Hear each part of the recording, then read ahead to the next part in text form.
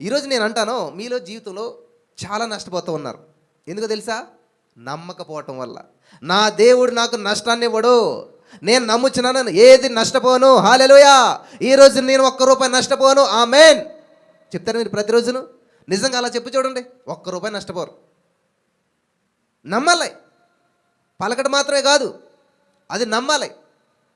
చెప్తున్నాడు కదా దేవుడు, కొండను చూసి నిశ్చయముగా ఏం చేయాలంటండి?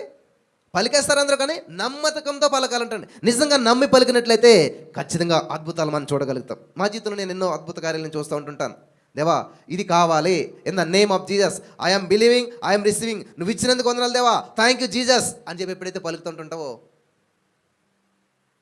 ఆల్మోస్ట్ అన్నీ కూడా దేవుడు తగిన సమయంలో తగిన విధంగా అన్నీ సమకూరుస్తుంటుంటాడు.